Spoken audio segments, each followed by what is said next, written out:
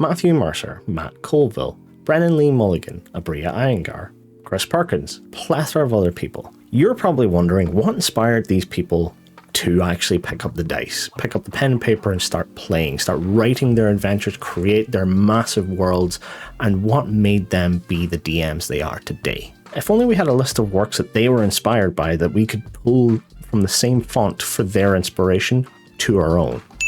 Well, in AD&D back in 1979, there was a segment towards the end of the book called Appendix N. In it had a list of authors and different works from science fiction to fantasy, had a whole load of treasure trove of fantasy and all these realms of just different worlds, different beings, different planes, different places to pull inspiration. This was compiled by Gary Gygax, one half of the creative team behind D&D, and often cited as one of the greatest dungeon masters in history. He put together his inspirations and his list, and he wanted people to take that, to be inspired, to go out to expand on what D&D is at that point in time and what it could be.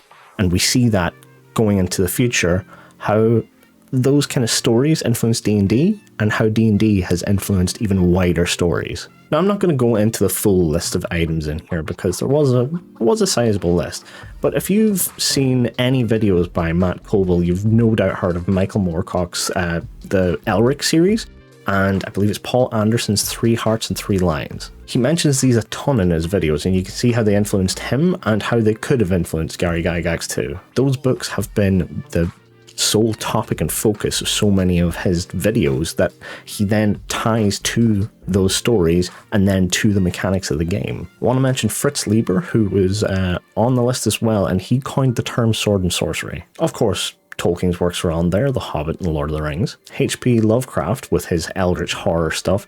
His Cthulhu works are on there too. Jack Vance is also on there. If you've never heard of him, you might have heard the term Vancian magic. This was the basis of D&D's magic in its early stages. I want to highlight Andre Norton here as well, because she actually was invited to play D&D with Gary Gygax, and after that, she wrote the 1979 Quag's Keep, the Greyhawk book. I think that's great. Now, if you want to check out some of these, there's Project Gutenberg. It's a website that holds items that are out of copyright that you can go and download those books. And at this point, because I've given you a free tool there and a little bit of information, do you want to like and subscribe to the video? Now, speaking of copyright, I want to talk about a little rumor. It's rumored that the reason for Appendix N being put into AD&D in the first place was a legal dispute by a person named Saul Zaentz. Okay, so it actually turns out that Zaentz is actually quite a controversial person. As you can see, he's an Academy Award-winning person, but he had a number of small businesses in the UK sued in 2012 in the lead up to the Hobbit movies just for copyright infringement because they had Tolkien-like names, which is not cool. Sued Creedence Clearwater Revival for defamation, even though he had the rights to their music, and overall seems to have made a majority of his wealth from owning other people's IP. Anyway, back to the story. Who at that point had the IP or the rights to the IP for The Lord of the Rings, Tolkien's works. And there was a legal affidavit that was officially signed in 1977 allowing TSR, which was the company that had D&D at the time, to use a couple words. Those words being, and I apologize for reading off the list here, but dwarves, elves, goblins, halflings, mithril, necromancer, and orcs. So to avoid any disputes in the future, it's believed that Gary put together this list and added it into the books as a kind of like credit or just a little callback for other people to then, yeah, we can see the similarities. He's not infringing on IP. He's just showing where he was inspired and where he pulled his own from. Now, in 2014, from 5th edition, in the Player's Handbook and the Dungeon Master's Guide, there's actually additional appendices or appendices.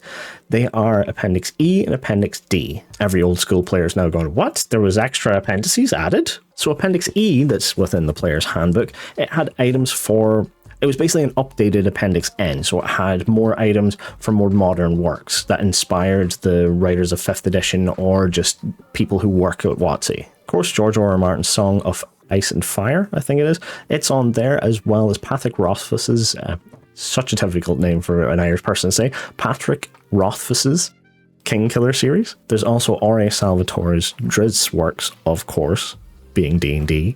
There's also Terry Pratchett's Discworld, and a nice little nod to some of the most famous novel writers as well, which are Tracy Hickman and Margaret Weis's Dragonlance novels. Appendix D was found within the Dungeon Master's Guide, and rather than being like a list of works to pull inspiration from, it was actually kind of items where you could source inspiration. Now, I know that kind of sounds weird, but essentially what it was is guides on where to find puzzles or how to integrate them into your games, how to be better GM, story writing items. Also had real world history books in there too. So it was essentially a guide or an appendices of items you could pull from to just up your stories, up your adventures, bring the fantasy to more reality, or more bring the reality of your players into a more fantastic world. So if somebody asked you what was going to be on your Appendix N, what would you put on it?